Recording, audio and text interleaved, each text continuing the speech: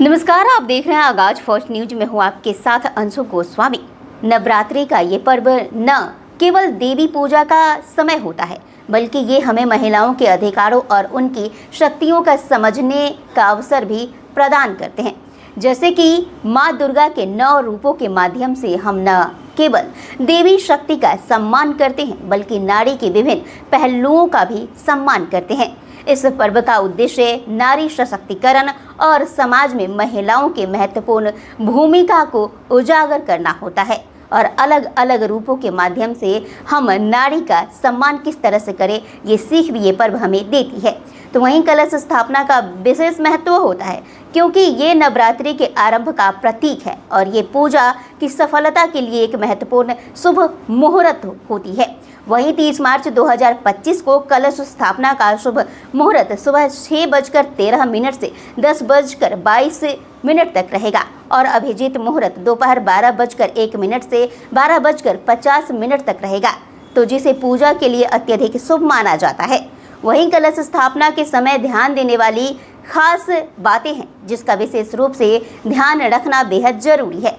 वहीं स्वच्छता का ध्यान रखना, पूजा स्थल को पवित्रता और स्वच्छता के साथ धार्मिक रूप से शुभ माना जाता है और ये मानसिक शांति भी प्रदान करती है। तो वहीं पूजा स्थल की सफाई से सकारात्मक ऊर्जा का प्रवास होता है।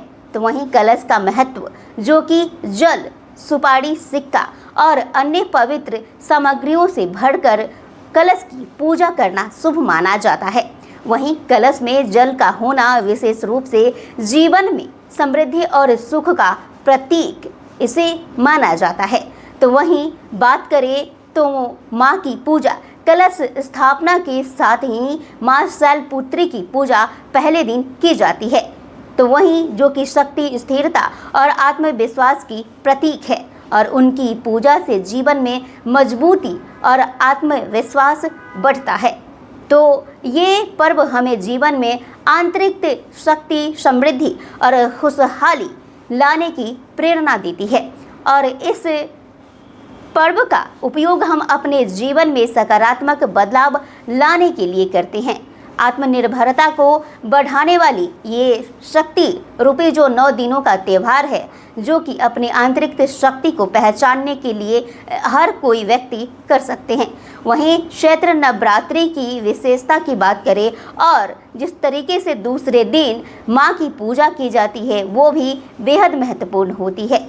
माँ ब्रह्मचारिणी की पूजा से हमें संयम और ज्ञान की प्राप्ति होती है, जो हमें अपनी राह पर सही निर्णय लेने की क्षमता प्रदान करती है और ये माँ ब्रह्मचारिणी दूसरे दिन आती हैं, जो कि इनका पूजा विशेष रूप से किया जाता है। तो वहीं तीसरे दिन माँ चंद्र घंटा की पूजा की जाती है। शांति और भय से मुक्ति मिलती है, जिससे जीवन में तनाव और चिंता कम होती है। वहीं चौथे दिन माँ कुष्मांडा की पूजा से हमें शारीरिक ऊर्जा और शक्ति प्रदान माँ करती हैं और हमें शक्ति मिलती है, जो हमें जीवन के हर क्षेत्र में सक्रिय और ऊर्जावान बनाए रखती है। वहीं 5वें दिन माँ स्कंद माता की पूजा से मातृत्व और सुरक्षा का आशीर्वाद मिलता है, जो कि विशेष रूप से संतान सुख की प्राप्ति के लिए महत्वपूर्ण होता है। छठे दिन माँ कात्यायनी की पूजा से विजय और शक्ति की प्राप्ति होती है, तो वहीं जिससे कि हम अपने विरोधियों पर विजय प्राप्त कर सकते हैं, यानी कि कात्यायनी माता विजय प्रदान करने वाली देवी हैं।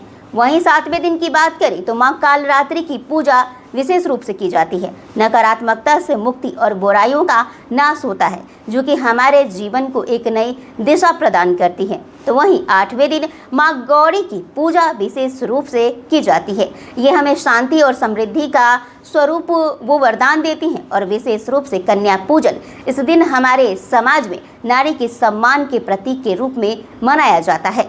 तो वहीं 9वें दिन की बात करें तो माँ सिद्धिदात्री की पूजा से हर काम में सफलता मिलती है और इस दिन रामनवमी का उत्सव भी हमें भगवान राम के जीवन से प्रेरित करता है।